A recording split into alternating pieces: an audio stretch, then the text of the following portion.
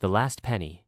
The penny floated in the vast emptiness of space, turning slowly, glinting under the cold light of distant stars. Its edges, once smooth and familiar, had begun to disintegrate into dust, scattering into the void like forgotten remnants of an era long past. The silence was absolute, save for the imagined echoes of the countless hands that had once held it slipped into pockets, tossed into fountains, lost beneath couch cushions. It was the last of its kind, dissolving into nothingness. Far below, on Earth, the machines still hummed inside the U.S. Mint factory, churning out currency with mechanical precision. The clang of metal on metal reverberated through the vast industrial halls, drowning out the murmurs of workers who watched the process with weary eyes. Rows of freshly minted pennies rolled off the assembly line, each gleaming copper disc stamped with a cost 2.7 cents. A silent irony settled over the room. It was costing more to create the currency than its worth.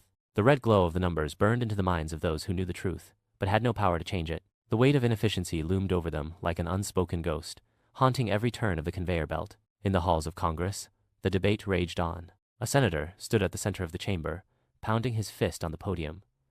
"This is absurd," he shouted, jabbing a finger toward the massive projection screen behind him. Single penny filled the space, magnified to an almost grotesque size.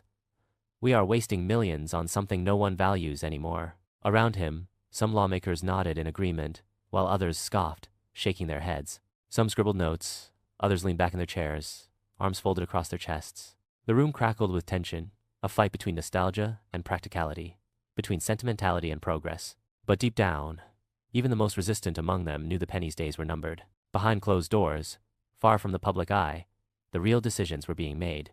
In a dimly lit corporate office, executives sat in high-backed chairs, their expressions unreadable as they watched a briefcase click open. Inside, instead of the usual thick stacks of $100 bills, it was filled to the brim with pennies.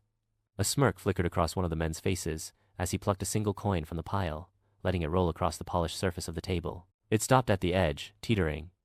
The balance was shifting. Deals were being made. Not in public forums, but in the shadows, where influence spoke louder than policy. Outside, the world was changing. Cities hummed with the soft glow of digital screens.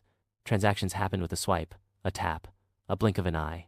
People moved through sleek streets, buying coffee with their watches, ordering meals with voice commands.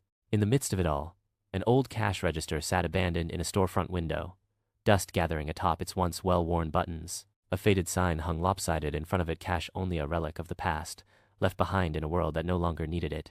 And yet, in the quiet corners of life, the shift was felt most deeply. An elderly man stood at the counter of a small gas station, his hands trembling as he counted out a handful of pennies. "I just need a little," he muttered, his voice filled with the weight of years. The young cashier, dressed in a sleek, futuristic uniform, frowned and shook their head. They pointed to the sign behind them. "We no longer accept coins." A pause. The man looked down at the copper coins resting in his palm, then back up. "But it's money," he whispered, more to himself than anyone else. A moment passed, stretching into something heavy. Then, with a sigh, the cashier reached into their own pocket, pulling out a sleek digital card. "It's on me," they said softly, pressing it to the reader. The machine beeped, the transaction complete. The pennies sat, untouched, in the old man's hand. The countdown had already begun. The screens across the country flashed with the announcement, "Pennies last days, 2030. The numbers glowed a striking red against the dark background, a final farewell written in neon light. The world watched as history was made, the last remnants of an era slipping away, one by one. In homes and offices, in museums and classrooms, people murmured about the news, some in relief, others in quiet sadness. The coins that had once jingled in pockets, scraped against vending machines, been pressed into the palms of children as small tokens of generosity. Soon they would be gone. And then, there it was, the final penny, encased in pristine glass, displayed beneath the bright spotlights of a museum. The plaque beneath it read, "The last penny ever minted." A young girl stood in front of the exhibit, her eyes wide with curiosity. "What was it for?" she asked, tugging at her father's sleeve. He smiled, kneeling down beside her. "It was how we used to pay for things," he explained, his voice tinged with nostalgia. "It wasn't worth much, but sometimes, even the smallest things had meaning." She pressed her hands against the glass, staring at the tiny copper coin, no longer in circulation but preserved in time. It was small, almost insignificant, but as she looked at it, she couldn't help but wonder what stories had it been a part of. Whose hands had held it? Where had it traveled?